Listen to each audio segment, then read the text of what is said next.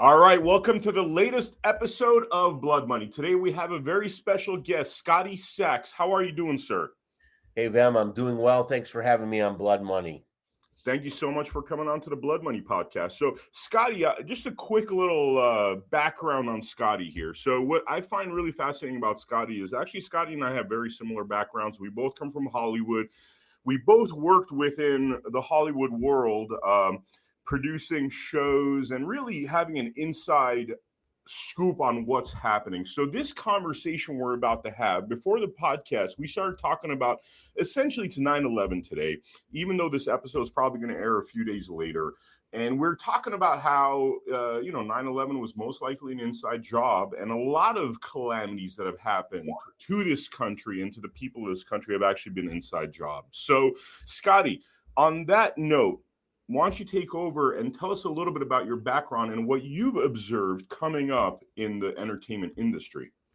Well, Vem, be glad to share a little bit of my background and how we got here today. Yes, I've been in mainstream media, music industry, Hollywood, all facets of entertainment for about 40 years now. I've done everything from produce and syndicate radio and TV programming to negotiate over $1 billion of advertising and sponsorship deals. And as I'm sure you traveled around the industry, got invited to a lot of parties, a lot of events. We both probably saw a lot of things. And I think the best way to frame up our conversation today is to share a couple of anecdotes, which really will shed some light on how we got to where we're at in 2023 and how all these false flag events, these inside jobs, why and how they occur. So, let me start by sharing a story. In the late 80s, I was invited to, I'm invited every year to an ABC fall preview party where the ABC network presents its fall new programming to the advertising community. So I showed up to this particular event. It was 1989, 1990. I can't remember the exact year. I showed up late. There were about 100 tables of 10 people, so about 1,000 people there, and every seat was full except for one table all the way in the back in which one man was sitting. I sat down at that table. I ran to the buffet. They were closing the food down. That was my priority at 29, get some food in me. And I started eating my food, and I looked up at the man to start conversing with the man sitting across from me. And lo and behold, it was Peter Jennings, the great ABC newscaster. For 10 years, he had the number one rated newscast at 6 o'clock. And so Peter and I began to talk as you would at an event like this. And Peter was drinking. And I waited till he had 4 or 5 drinks in him to ask him about my grandfather, Vem, who despised, hated Peter Jennings. My grandfather survived the Holocaust, escaped from a concentration camp with the help of the Red Cross, who was once, I believe, a good organization. But my grandfather hated Peter Jennings. He said he was an anti Semitic Jew hater. So I thought as I'm sitting there and Peter and I are talking, I'll never have a chance to ask him again about my grandfather. So I laid it on him. I waited till he had about 4 or 5 drinks. I said, Peter, my grandfather hated you. He said you were an anti Semitic Jew hater. And he threw things at the TV at you, even threw a lit cigar butt one time. My grandmother freaked out because the cigar butt was lit, and he just flicked it at the TV at you. And he said, God damn, Peter Jennings. So, Peter, what say you about my grandfather's thoughts? And his response, Vem, was striking and was twofold. He said, first of all, your grandfather's a perceptive man. While I'm not a Jew hater and I was never anti-Semitic, when I was a rookie reporter, I did not get hotel rooms. I got a host family. My host family was Arabic Palestinian, and I broke bread with them for 18 months. He said, I suffered a human emotion called sympathizing. I sympathize in the Arab-Israeli conflict. I sympathize with the Arabs and the Palestinians. He said, you would too if you broke bread with someone for 18 months. But then what he said is the point of this conversation, Vem. He said, but Scotty, it doesn't matter what I thought, or for that matter, what you or your grandfather think. He said, because everything we see and hear on TV and radio is a media construct and a narrative. It's all to serve an agenda. And I was, just floored by that remark. I asked him to repeat it to make sure I understood it. And he said, yes, everything we see on TV is a media construct and a narrative, even his newscast, because he said, after all, I'm just reading talking points. And we'll come back to those talking points with another story later. Mm-hmm. So hold that thought. We have a media that's for 70 years has framed the news and framed the narrative to fit their agenda. In a couple years later, doing business with Johnny Cash, as I was telling you earlier, syndicating a radio show called Johnny Cash American Folklore. And my job was to get it on radio stations and negotiate with his record label the rights to use the music which they owned. So I did those two things very well, I might add. We cleared 200 radio stations. Every country radio station in America wanted Johnny Cash's programming. It was the easiest layup I ever had in business trying to get this show on the air. And you're probably somewhat familiar with syndication. Can be a very dog-eat-dog tough business, but this was an easy layup. So backstage at an event one night, Johnny's on stage playing. I'm with Johnny Cash's wife, June Carter Cash, and a few friends. And she's introducing me to her friends, and she's bragging on me and telling her friends what I did. And she said, Johnny and I are so grateful for Scotty filling the role that Johnny won't play anymore. And I interrupted her. I said, no, wait a minute, June. I'm 29 years old. I'm making good money. I'm working with people like Johnny Cash. And he was introducing me to other people like Kenny Rogers and other great artists. And I said, I really need to thank you, June. She said, no, Scotty, you don't understand something. Johnny will not work with the media and the music industry anymore. He will not do business with them. So you're filling a role he can't do. So, of course, I asked her, why won't Johnny do business with the media and the music industry anymore? And her answer floored me. She gave me one of these. She said, Scotty, because they're a Luciferian satanic cult, and Johnny doesn't want to be a part of it. So if we take those two anecdotes and we put them together, we've got a media, the bullhorn for the deep state cabal, the central banking cabal that owns 90% of the media.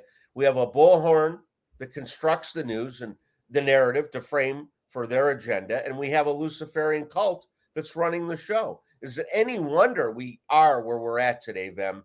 It's why we're in the situation we're in 2023 and why they've been able to get away with 9/11, the Haina fires, and the other, events over the years, the JFK assassination, all these so-called conspiracy theories, which you and I now know are really just conspiracies on their part. They conspired to pull these things off. One more quick thought, just to really put an exclamation point. So in 2014, we had this thing in Ferguson, Missouri, with a boy named Michael Brown. He was a teenager. I think he was 19 years old. He had just finished a drug deal and had, I think, robbed a convenience store, something to that effect. The media narrative was he was a good kid. He found Jesus.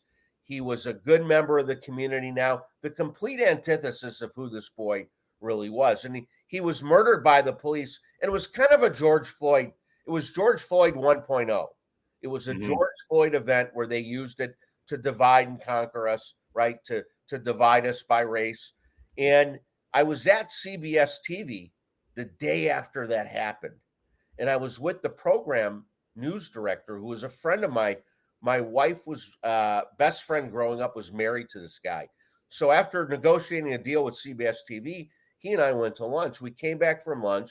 He had a memo on his desk. He picked up the memo. He starts swearing, God damn, I'm not doing this story like this. This is all bullshit. He calls his boss on the phone. He says, hey, I got the memo with the talking points for the Michael Brown story on my desk. He says, you and I know this is not the way it is. So why are we running the story this way? And why did we send our best camera crew to get the B-roll? Why are we doing the things this way? And his boss said, who ran the TV station, ran CBS at the time, if I remember correctly, You have 3 boys to put through college. You'll run the story according to the talking points in the memo on your desk." And he hung up the phone. So, of course, I was real curious. Well, if you've got this memorandum, we're talking with all these talking points that are a bunch of baloney, where do they come from? And he wouldn't tell me at the time. He said he'd have to shoot me. So on the way out of his office that day, about an hour later, I really pressed him. I said, "Come on, Jim, tell me, where do these talking points come from? You got to fill me in. I'm not leaving here till you tell me." And he said, "Okay, it's a 3-letter agency, 3-letter intelligence agency." I said, "Does it begin with an F or a C?" He says a C. So I left that day thinking, all right, Operation Mockingbird Media. We know about these things, right? Mm-hmm. It's really my true to life confrontation with Mockingbird Media, a CBS memorandum, and a guy, a program and a news director who's got to run a story he knows is a bunch of baloney. It happened to be the Ferguson, Missouri, and Michael Brown story. So, Vem, this is 2023. We're 25, 30 years past these events that I experienced, but nothing's changed really and truly. They still construct the narrative. They still have their talking points to fit their agenda. It's still a Luciferian cabal that's running the show, and the CIA is still involved in the so-called 4 a.m. talking points. I think a lot is changing in the past 18 months, 2 years, and I do believe the mainstream media is on its last leg. I do believe they're dying. The mainstream media, as we know it, won't be around in a couple years. They're gonna have a fatal death that we'll all watch in real time. We're watching it. CNN used to have 3-4 million homes in prime time watching CNN. Now they're lucky to get 400,000 or 500,000 homes. Yeah. So they're dying. They can't get an audience anymore. And I submit to you that you and I and all the podcasters in the Truther alternative media, we are the mainstream media now. Yeah. So you think that really they're on their last legs? They're about to be put out of their misery at this point? Yeah, I really do. I'll give you a couple little anecdotes. They're both concerning CNN. When I don't remember his name, the guy that used to run CNN, he was a Trump hater. Jeff Zucker. Jeff Zucker, thank you. Yeah. Which, by the way, quick note, he was a reality TV show producer. Which right, exactly. I remember hearing that he was hired at CNN, and I was like, wow. That's I already knew there was a shtick going on right there, because you don't hire a reality show producer to run a news network. And it was very obvious that they're going to produce their news like reality, hence and therefore it's complete BS. Right. Speaking of, before I forget the thought, you were talking about Stanley Kubrick. This thought will leave me if I don't tell you now. His deathbed confession was Apollo was his best movie ever. Wow. The moon landing was his best production ever. He produced the whole thing, right? It wasn't real. Another false flag event, right? So Jeff Zucker leaves CNN it's right now, I'd say about 14, 15 months ago. Unnamed executives at CNN that I am still in contact with. One of them called me and said, "I got this memorandum today that there's a new management group in charge of the network that's going to oversee the day-to-day operations." And he read me part of the memo. At the end of the memo, the last line was, "President Trump has his hands on this management group." What does that tell you? Wow. Who's really running the show at CNN? Fast forward to literally a month ago, the CNN board of directors and executive management team had a meeting. They met with regards to the subject. Should we sell CNN now while we can still get a buck for it?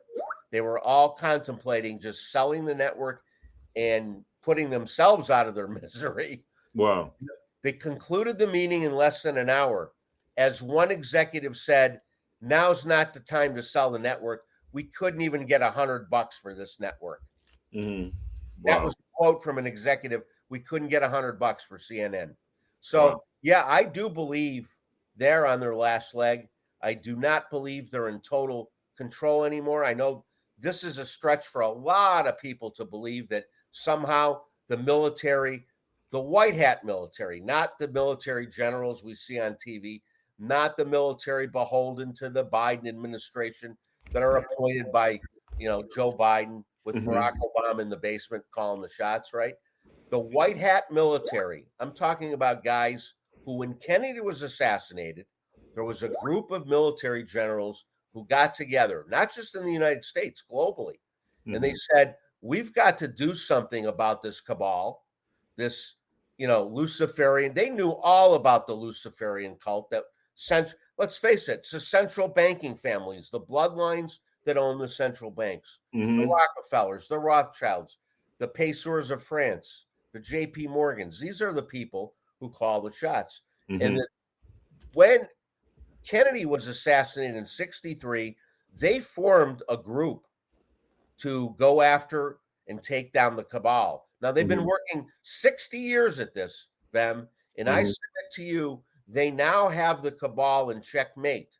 Are you sure? I mean, is that a real story that there is this group of individuals that have been pursuing the cabal for the last 60 years? These are not just stories that I've heard over the years. These are things that have been confirmed to me with contacts related to military intelligence, Homeland Security, and the U.S. Treasury. Contacts I have that have confirmed, yes, there is. They call themselves the Alliance. That's the word. The White Hat Alliance, I call them. They have been operating since the 60s with the help of other groups.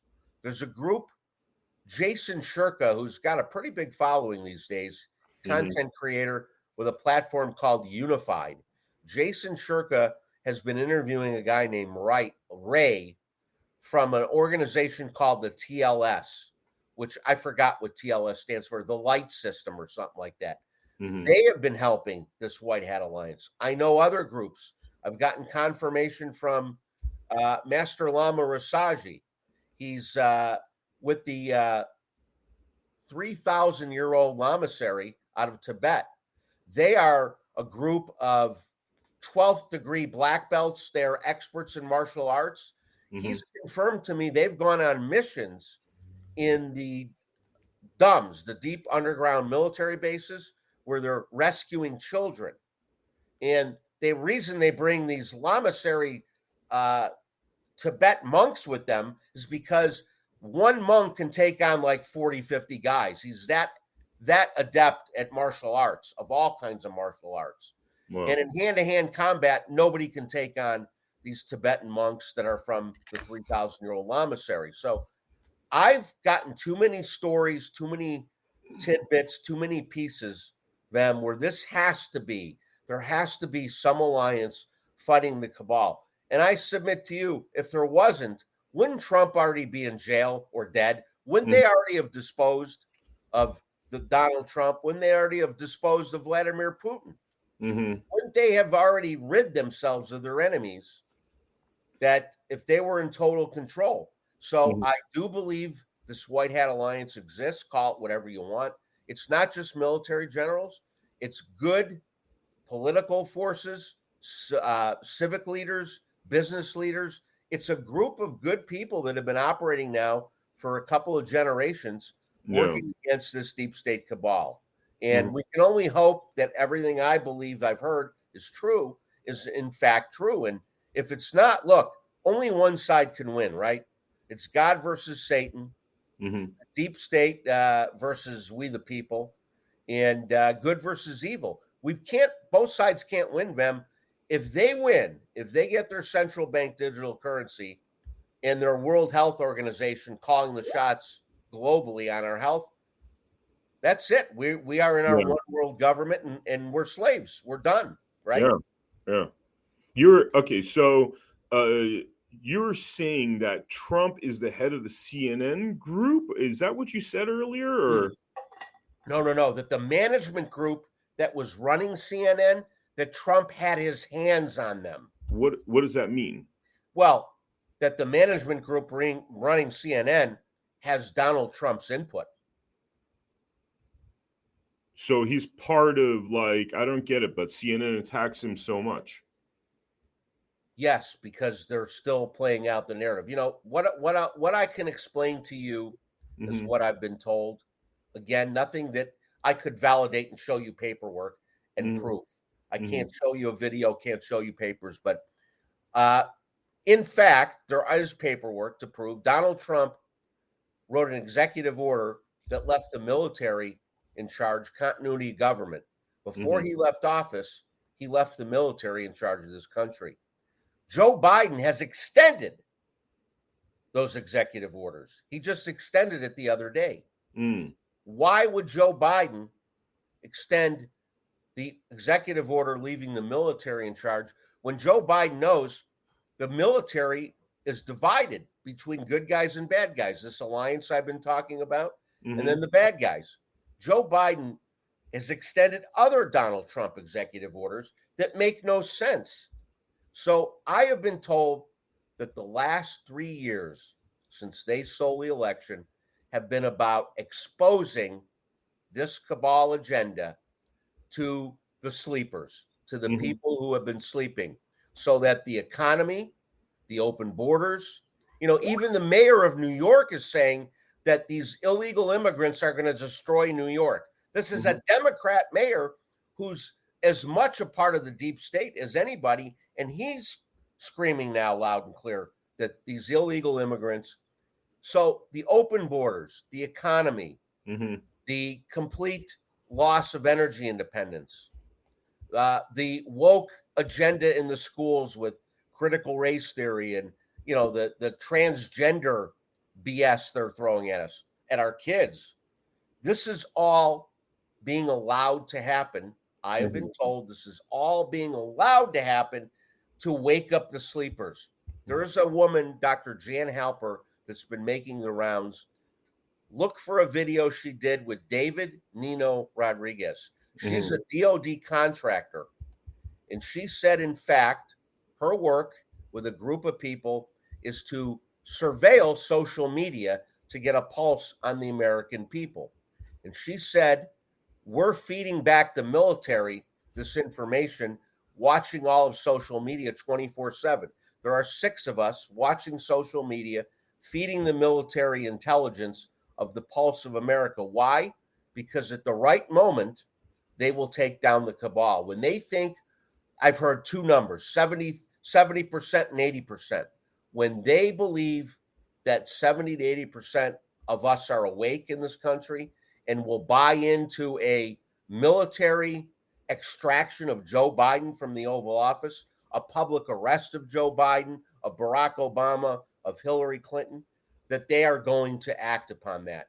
Factually, in 2015, the military wanted to take many former military guys have confirmed that in 2015 the military was split. Half the military wanted to take Obama out. They wanted to arrest him, publicly shame him as a foreign enemy, Mhm. as not a real president, a Manchurian candidate, right? But they decided not to. Why? Because we'll have civil war in America. And I believe they were right. In Mhm. 2015, had they taken Obama down, we would have had a civil war. Think about the BLMs and the Antifa Yeah. and all the power and money they had back then. Just 7, 8 short years later, we're on the precipice of the military believing they can take down this cabal without a civil war, Mm. without resistance from the American people. That we're supposedly about 70%, not all awake, but to the point where this nation would not have a civil war if they took Joe Biden out. And they're seriously, the talk is to extract Biden, arrest him publicly. You notice they're going after Obama now. Mhm. Obama's in the news a lot now. Tucker Carlson's recent interview, I don't know if you saw his Mhm. interview with this guy, Larry Sinclair, Mhm. but it was timed. It was not a coincidence, the timing. That interview was released now because the White Hat Alliance, which controls the good guys in the military, the good people in the media, the good people in business, these multinational corporations have been run by a satanic cabal too. But there Mhm. are some good people in every facet of our society that have been working in concert.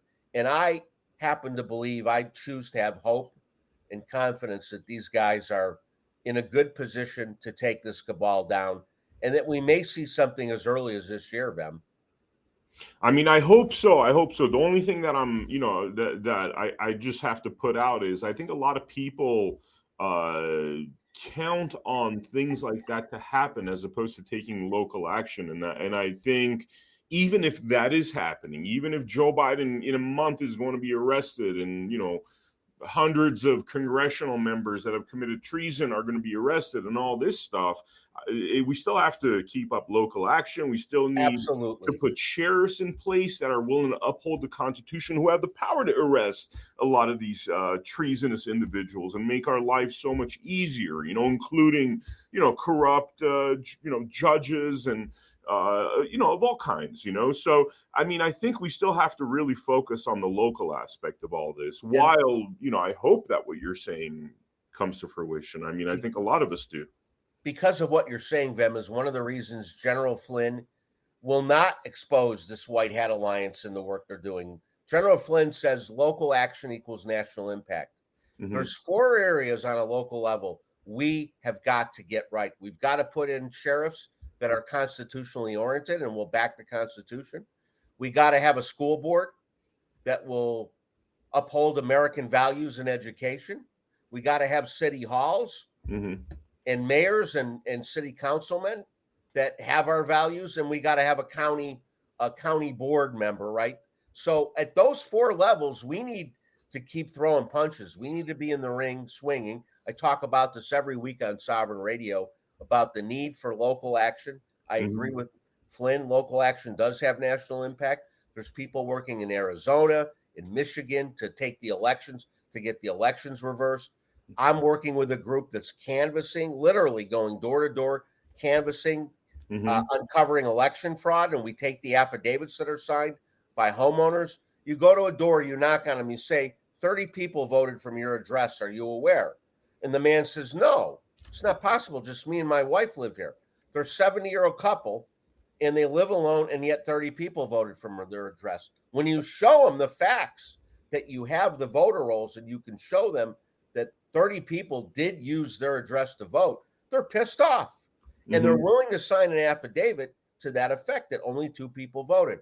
We're taking these affidavits, we're bringing them to the sheriff, only constitutional sheriffs. You're familiar with the CSPOA, what Sheriff Mack's doing with the CSPOA? Yes. Constitutional Sheriffs Yeah. Association. So Sheriff Mack and I are pretty close these days. I've had him on the show a lot, and I'm working with him on a strategic initiative to make sure that county by county, the 3,000 counties in America, we get constitutional sheriffs. Sheriff Mack will tell you only about 10% of our counties right now have true constitutional sheriffs. So we got a lot of work to do. People have to go to their school board meetings. They got to take down, look what Merrick Garland did with the parents that were going to school board meetings and attacking their school board. He made them domestic terrorists, right? He wrote a letter to the FBI saying these parents going to school board meetings should be treated as domestic terrorists. So we know we're over the target when they do that, right? Yeah. And I mean, all right, let's talk a little bit about, before the show began, we were talking about all the conspiracy theories that have turned out to be conspiracy truths, because I think the viewers have to really understand how much of a scam has been run on the American people for so long. This JFK assassination, the RFK assassination, the MLK assassination, 9/11, what happened in Hawaii, COVID-19, like all of these, the October 1st shooting, I mean, in Las Vegas, all of these instances resulted in Americans perishing, right? So we're dealing with whatever government deep state apparatus that, more or less looks at us like useless eaters, disposable. They sure do. Yeah. I mean, being in Hollywood, tell me a little bit about what you've observed as far as the alliance between what is happening in Hollywood and these deep state Kabbalists. Well, we got to go back to the fact that they controlled the media. So let's take an average 55-year-old in America who's been watching mainstream media since they're 5 or 6 years old. So you've been watching mainstream media for 50 years. Even I'll include Fox News because Fox News is mainstream media any way you look at it. They're Yeah. no better, no worse than the CNNs. So we have been so conditioned. Even the term conspiracy theory, conspiracy theorist, was created by the CIA to defame us, to minimize us, to take away from our voices, right? So the problem we have, Vem, is all of us are fighting this conditioning of 50, 40, 50 years of conditioning of being told this is the way it is. This is the way things are. This is how things happen. That 9/11 was, some Muslim terrorists, that Lahaina was a fire that just happened organically. We have to shake off this conditioning of our 40, 50 years, depending on your age. I'm assuming your audience is older than 35, right? So that be the case, they've all been listening to mainstream media for 30 plus years. And it's very hard to shake off that conditioning. Even if you don't believe it anymore, you still hear it. It still plays on your subconscious mind. So to say that JFK was an inside job, by the way, George Bush Sr. involved in that plot, to say that 9/11 and Lahaina were somehow inside jobs and our government had a role in it, it's very hard to shake off this conditioning of 40 or 50 years to believe it. And if you combine the fact, we all agree it's a satanic Lucifer. The 1%ers that run the world are Luciferian. So nothing is out of order to them. They're capable. In fact, they get off on these mass deaths in Lahaina. They get off on jabbing millions of people and watching them suffer. This is their pleasure. It's a source of pleasure for them. So we have to first shake off this mainstream media narrative. Cognitive dissonance is a very powerful thing, isn't it? Yeah. We don't want to believe. I've had this conversation. I have an older brother. He's 66 years old now. He does not want to believe anything that's outside of the mainstream media narrative. And he tells me logically, I do believe 9/11 was an inside job. He says, I do believe something other than what we're being told happened in Lahaina. I do believe that JFK was assassinated was an inside job. But I have no proof and I have no other context but what I've been told by our media. And our media can't be that bad. They can't be that bad. He doesn't understand it's a Luciferian cult. So, this is the problem we have is how do we shake the sleepers? How do we get people out of their slumber? For you and I, it's second nature. As to what I've seen in Hollywood, look, I've seen things I wouldn't even talk about. Generally speaking, I'll talk about them. I've seen adrenochrome. I've seen the use of it in Hollywood. I've seen sexual abuse of teenagers. I was working with James Brown, producing and syndicating a TV show called Living in America. He had this big hit, Living in America. The music industry, the James Brown management team, they all wanted to capitalize on Living in America. So we did a TV show, syndicated it around the country. And while I'm backstage talking to his backup singers that were always in the back of the stage, he had backup singers in the front of the stage that were in their 40s, and these two girls that sang in the back of the stage that looked in their 20s. But when you get up close, backstage, without hair and makeup, I'm talking to these girls. I ask them point blank, how old are you? And they tell me, they look at each other, they kind of giggle. Okay, we trust you. We're 14 and 15 years old. What's the significance of that? There's no parental guidance on this tour with them. And James Brown is grabbing their ass, pinching their nipples, talking dirty to them, and I see them go behind closed doors with James Brown. Yeah. So, but could I make a point there? The thing that I mean, because I've observed things like that, and the thing that kind of disgusts me about all this, and Michael Jackson, for example, those kids had parents a lot of the time, and the parents were not being necessarily the best parents. Just like, would you drop your child off at a location knowing what's going to happen? And I'm not saying that was the case with these two particular ladies, but the point I'm trying to make is a lot of the time you have parents encouraging that kind of behavior, even though a child's underage. I agree. They're in a dream spell. The Mm-hmm. parents of these girls were probably out bragging their daughters are on tour with James Brown, right? Yeah, That exactly. they're so successful, they've already hit it big time, that they're on tour with James Brown. The kids that were allowed to hang out with Michael Jackson, the parents probably thought this is wonderful for my Yeah, kid, yeah. So the parents are in a dream spell. They're subjected to the same indoctrination and the media, Hollywood. It's pretty fascinating.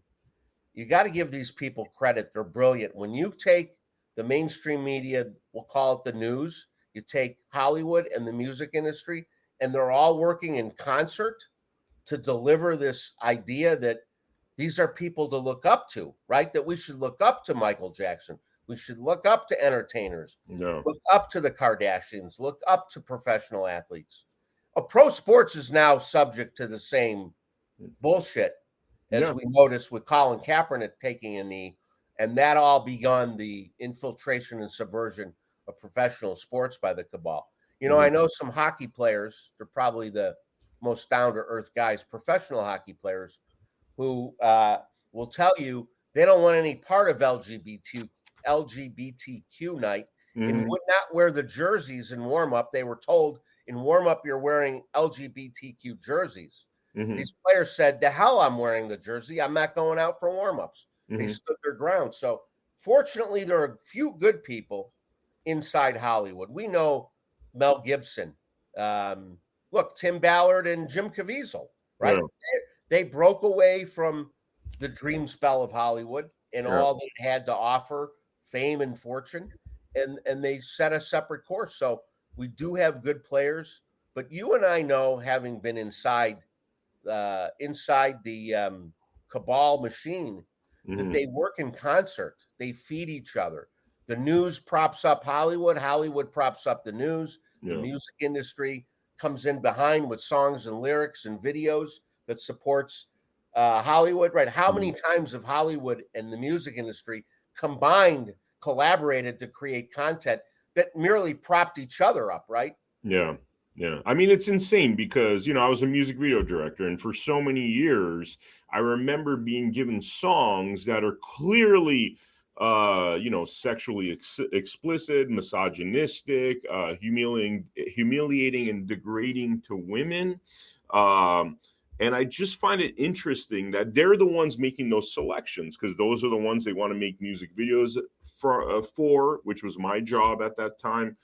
And so I just find it very ironic that that same group of people that was pushing that, I mean, they're making the choices to select those songs, to then promote those songs, low frequency stuff, very destructive to teenagers because they believe and they follow that kind of, violence and sexually explicit kind of lifestyles, and then now they're telling us that, toxic masculinity and they're trying to say it's all the fault of the people. But when you actually have worked behind the scenes like you and I have, and you track this stuff down, it's no, they're the ones putting the toxicity into the culture and then blaming the people for consuming the toxicity.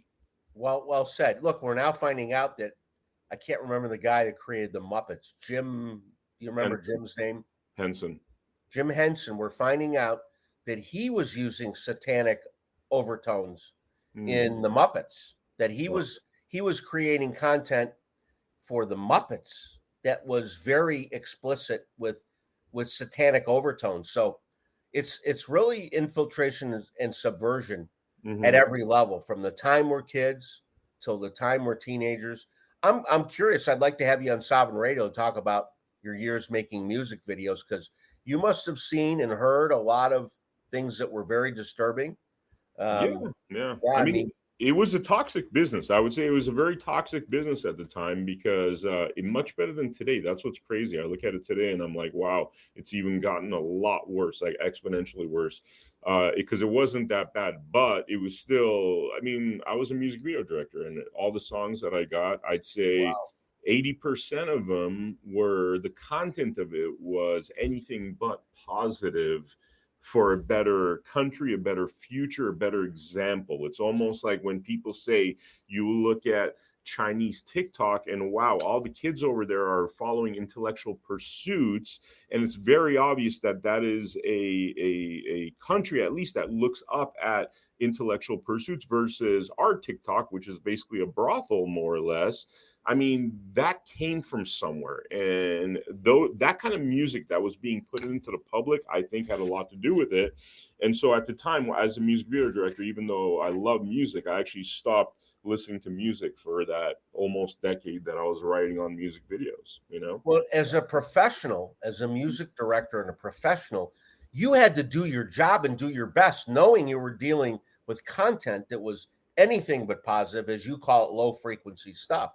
Yeah. So what did you do? You took the project and the scripts and the music and the storyline, and you ran with it, and you did the very best you could to produce a good content, because it was your reputation on the line, right?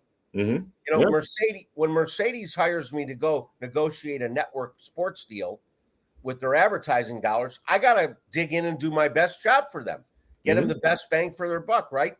I got to look in the mirror too. And by the way, I really wasn't awake until I was 50, 51 years old. And at that point, I'm like, what if I get out of mainstream media and stop what I do?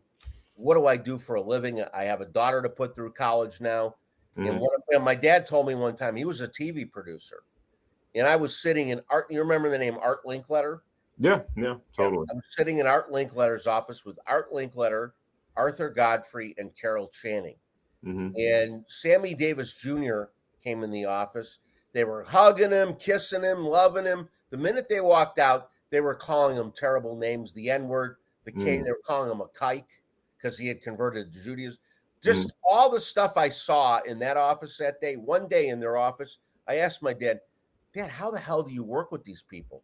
And he gave me the same line.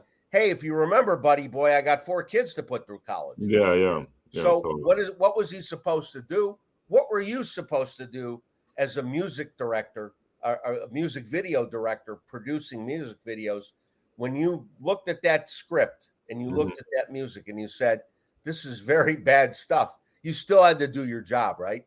Yeah. And I mean, you know, what it is, I think the understanding the overall significance of all the pieces, because that, you know, you're in your bubble. You're like, all right, the music sucks. It's low frequency stuff.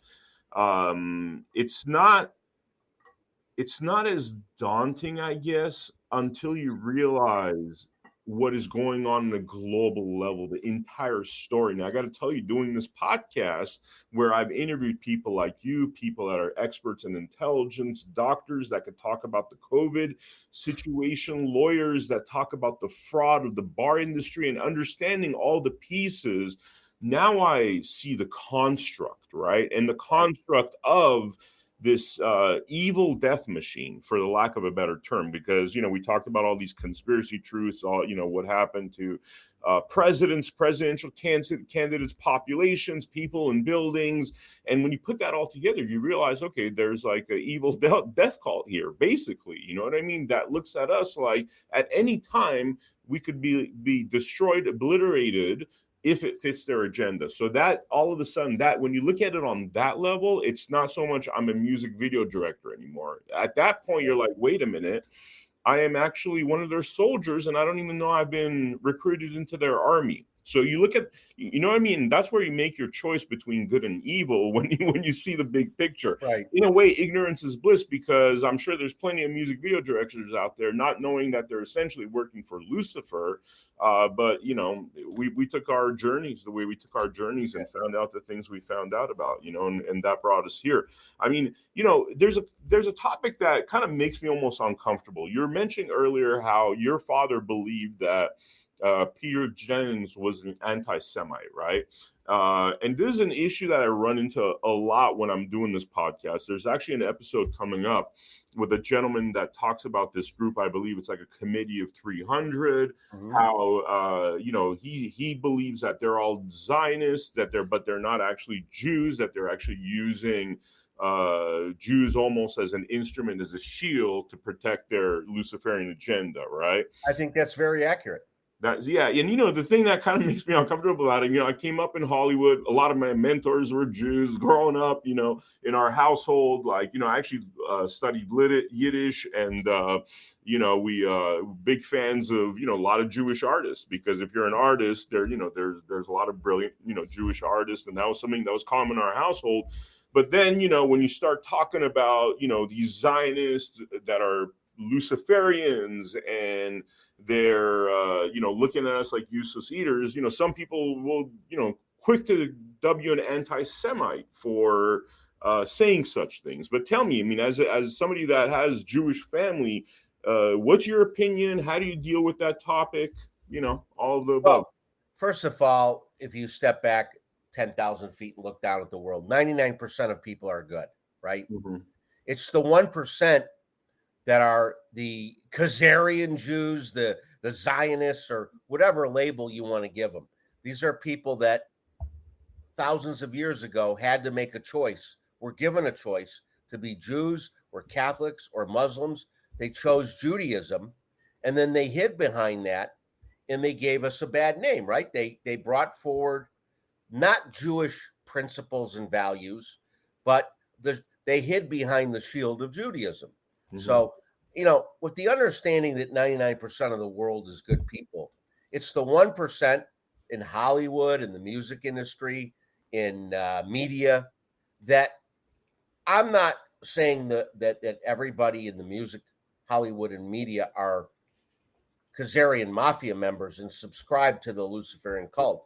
But generally speaking, at the top, at the highest levels of management, they are Khazarian mafia. They are the Kabbalists, the Luciferian cult that hung up a shield of Judaism to hide behind. It's as simple as that. So I don't mind talking about these things. I think they got to be put out there.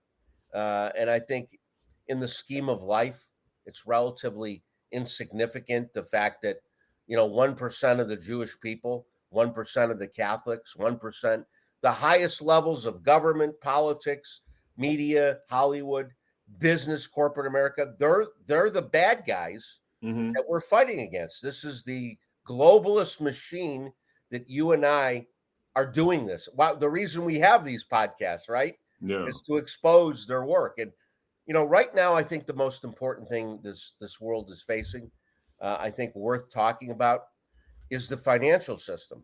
We have mm-hmm. a financial system of fiat money. We know Nixon took us off the gold standard in 1971. JFK signed an executive order to put us on the gold standard. Mm-hmm. He got assassinated right after he signed that executive order. Factually, within 72 hours, he was assassinated. This is the battle of all battles. We are either going to get back to sound money and an asset-backed currency, or we're going to get central bank digital currency. They may coexist side by side for a short period of time, but we can't live in a world with both. Mm-hmm. And I believe that's the most important issue of our day, because everything flows from the financial system. Yeah. Everything flows out of money, right? Money is the energy that makes the world go. Mm-hmm. Like it or not, it can have good energy, it can have bad energy, but money is the tool that guides every system, every process, everything we do. And I do believe I have good, sound sources that are telling me that this year we will see a return. We will have this financial reset we've been waiting for, that we will be returned to the gold standard. It's a little different than just gold and silver, by the way. Yeah. In 2009, Google Earth did a study of all in-ground assets that 209 sovereign nations have. And 209 sovereign nations, not coincidentally, signed something called the Basel III and Basel IV agreement, which compel these 209 countries to back their currency with assets. Only this time it's going to be all in-ground assets, gold, silver, palladium, diamonds, minerals, even agriculture, Ven, will be used. So nations like Colombia, they're not rich in gold and silver, but they're rich in coffee. Yeah. So agriculturally, they're a very rich country. So their currency will have value. What's the significance of in-ground assets being used to back currency? I submit to you, it's God. It's what God gave us. Yeah, it's God-given assets in-ground assets. And I think that's the real story of our time. You know, if we're forced to live in a central bank digital currency, cashless society, and the World Health Organization can say, lock down America, you all take the jab, and if you don't comply, we'll take you off the financial system. Then we're left to live off the grid. We have to live in sustainable communities off the grid. You know, how many people could do that? How many people figure out? I have to point this out because this is, I mean, it's just so fascinating hearing you talk because I hope what you're saying is actually what comes to fruition. Now, we've heard almost the opposite, and I have to reference this episode that's coming up with Everett Triplett, right? Because what he thinks your endpoint and his endpoint is the same, which is that we are entering a new age that is going to be free of the kind of corruption and just horrible. You know, anybody that looks at this system it is a predatory system that feeds on the destruction of its own people. That's what it is, right? So he believes we are coming at a system that's what you are saying, which is, you know, ultimately it's like the Federal Reserve. And one thing I would, you know, also submit to you is the bar. Those two have to be, in my opinion, the bar is as bad as the Federal Reserve. I would even say it's the Gestapo for the Federal Reserve. The legal system is the Gestapo. I would agree with you. Yeah. And both of those have to go for us to really have true freedom, real constitutional values, right? What Everett was saying in his episode is that he believes that based upon biblical prophecy, that we should, all the righteous ones that are against this Luciferian agenda need to move to the mountains because there's going to be nuclear war. All the cities are going to be destroyed. And then we are going to enter this age of enlightenment for whoever survives. And I know that must sound like the most outlandish tale to some of the viewers out there. That's what he believes. He refers to biblical passages where Jesus says certain things. There's actually, it's kind of insane because there's actually, I believe, Jesus talking about essentially creating what sounds like a bomb shelter to shelter one who's living in the mountains from nuclear fallout. It talks about a big iron plate, talks about how, you know, you should face the wall, obviously, because, you know, you don't want fallout to hit your face. I mean, it's pretty detailed and kind of blew my mind in terms of what could be possible via prophecy. But what's your thoughts on that, on what Everett has been saying? We know it's, again, we have the same end game that we're going to get to 1,000 years of peace and prosperity. Exactly. That's what the White Hats, this alliance that I've been talking about today, I've been told very clearly, Scotty, they're not trying to put a Band-Aid on for 10 years. They're not trying to make us whole for 100 years. They're playing for 1,000 years, biblically speaking, of peace and prosperity. So Everett and I have the same end game, just a different way of arriving at it. Listen, his scenario is one that's very, very doable. I mean, it's a practical that it gets so bad that the only ones who survive move to the hinterlands, right? That they hunker down in the hinterlands. The preppers and the survivors are those who know how to live off the land and hunker down and shield from the rest of the world. I think it's not a crazy talk to me, but I just don't think that's the way it's going to be. I believe this White Hat Alliance has enough control and enough muscle and enough weight. There's enough from sitting in my shoes. What I see is the same thing Everett sees as the end game, just a different way of getting there. That we're going to lose a lot more people. We're going to have people die from this jab. We're going to have people die from some more false flag events that might occur. But what a war means death, right? And I believe what the White Hats are doing, trying to minimize. The only reason Trump fast-tracked the jab was to keep America open and going and our economies going, because we all would have had to face the real adversity of living off the land. Had they gotten their way, we would have been locked down for years, right? They would have kept us in lockdown for years, forced us to take the jab, all part of their depopulation plan. But I do believe, and I want to leave your listeners with hope, Everett's just a little more, I guess, a severe, he has a severe scenario to get to the other side. Mine is a more hopeful one. Yes, people will die, but I believe they're going to make it as painless as possible. Look, I think this economy is going to crash. I think people are going to walk around for a week or so thinking they're destitute and broke. They lost everything in the stock market. Any money they had in the bank is gone. But then on the other side of this, there is a restoration. There is this 1,000 years of peace and prosperity. You've heard the terms Nasara and Jasara. I don't even begin to understand those, Vem. I don't know what those mean. I just do believe that we're heading for this 1,000 years of peace and prosperity, the biblical sense. And I don't believe it's going to be a situation where people head for the hills and the hinterlands, although those who do will be safe for sure. But those of us that don't, if we have 2 weeks, 3 weeks worth of food and water, we'll survive the downtime. We are going to go to black. There will be a fade to black moment where this country looks like it's over, financially speaking and otherwise. But I think we'll come out the other side. So if you have 2 to 3 weeks worth of food and water and you can survive shutdowns for a couple of weeks, you'll come out the other side fine. Yeah. And I have to it's just fascinating hearing you talk because this is such a great companion. I mean, I think a viewer to get a real full picture of what the possibilities are, where this choose your own adventure novel is heading. I mean, you guys both agree on the 1,000 years of peace and prosperity, which is a biblical prophecy as well. Right.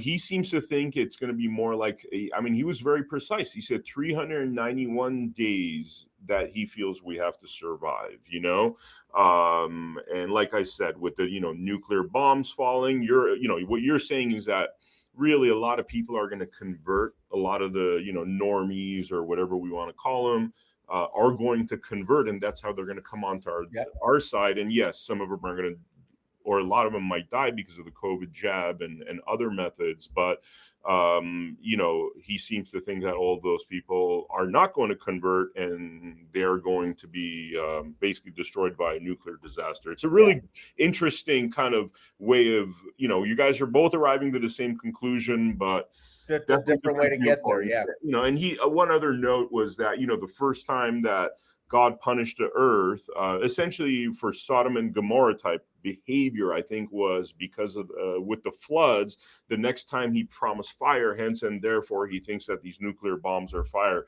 which is very interesting. And then you put the movie Oppenheimer into the mix of things and the timing of that, it's just really fascinating. And since we're 9/11 today, even though this episode's probably going to air a few days from now, let's talk about what happened there. All you have to do is watch the video of somebody whispering in George Bush's ear. He was in a classroom when they told him something had happened. He reacted like, okay, I knew it was coming. He nodded his head like, okay, it happened. 9/11 was intelligence agency planned event, included the CIA, the Mossad, and there were definitely bombs that were put in the basement to implode the building. Why? It had a lot to do with destroying records, financial records that relate to military spending. Also has to do with the financial system. But again, another deep state plan orchestrated by the intelligence agencies. Really the same people that 9/11 did the Kennedy assassination, did Lahaina. It's all the same people, right? They're the same group of people that have executed all these things. It's inside jobs, as you call them. Yeah, and if anybody's ever doubtful, thinks that these are, 9/11 conspiracy theories as opposed to conspiracy truths, look at Building 7. There's 1 and 2 falling into its own print. It should be enough because that literally never happens unless it's a controlled demolition. But then you have Building 7 that just falls, and then you have United 93 that looks like no other plane crash in history. I mean, we've seen plane crashes. Look at what happened to German wings, that flight that ran into the mountain. There's debris everywhere, but yet they're saying that this Flight 93 literally fell into the ground, and there's nothing. I mean, there's a little hole in the ground. And then you look at the Pentagon, and we still haven't seen a plane go into the Pentagon. Looks more like a missile. There was no plane parts there. So, I mean, the evidence is there for people that want to actually seek it out. And it's kind of like the COVID narrative, where, yes, if you sit down there and you believe the mainstream media narrative, you're going to be brainwashed a certain way. But if you decide you're going to get out of that little bubble and you're going to actually seek this stuff, it's all there. It's all there to show you that we have a deep state. We have a deep state that does this sort of thing and looks at us like we're basically nothing, more or less, you know? And they came up with the term conspiracy theory to, to ward us off, to fend us off when we would expose the truth. So, yeah. Scotty, this has been awesome. Thank you so much for coming on to the Blood Money podcast. Is there anything that we didn't want to touch upon that you want to mention in closing? Websites, places where people could find you? Yeah, they can find me at sovereignradio.net. The show airs on Saturdays in the morning in Texas on a good old-fashioned AM conservative news talk radio. In the afternoon in California, good old-fashioned AM conservative news talk. And then it goes to podcasts on Monday afternoon. But you can find it all at sovereignradio.net. And closing thought, we didn't talk about Las Vegas. I don't know the details, but my understanding from my sources is that day there was an assassination attempt on the new Prince of Saudi Arabia, MBS, Mohammed bin Salman, and that it went bad, and that the shooters that were attempting to assassinate a friend of America, a friend of Donald Trump, the new prince, the new king, that the shooters had to go into panic mode because their plot to assassinate MBS was going bad. And in order to throw everything off, they just started shooting into the crowd to attract attention, to get the authorities to run the other. They were cornered in this building. They were cornered and they put it this way. It was not random. This, again, was something that was a planned event that went wrong, and we'll never, I hope the truth, I say we'll never hear it from the deep state, but I do believe that all these things that are considered conspiracy theory, that we're going to hear the truth about all of them, Vem, and it's not going to be 5 or 10 years from now. I think in the next couple of years, I'm very hopeful that the white hats win, God wins, and we're going to hear all the truths come out. Yep, I hope so too, from your mouth to God's ears, Thank you so much, Scotty, man. Really appreciate this. And thank you so much for the viewers out there for joining us for this episode of Blood Money. Make sure you check out americahappens.com. Make sure you consider supporting us by making a donation, because that's how we get this information out to you. So consider donating to us. Also, check out our shows like Daily Devotions, our morning prayer series with LW. Also, Blood Money 4 or 5 days a week. Our AHN News Live with Corinne Clifford, Tuesdays and Thursdays, where we bring you live news with independent journalists all around the country, and Conspiracy Truths with Mindy Robinson.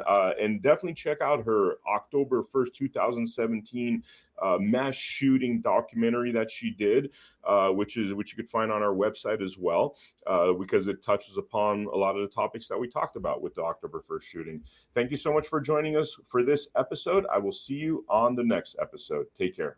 Truth in media is not free. If the corrupt corporations run the media, then all we get is a pile of lies. So please support truth in the media by donating to americahappens.com, by simply going to americahappens.com, clicking on the support tab, and entering a generous donation. Thank you so much.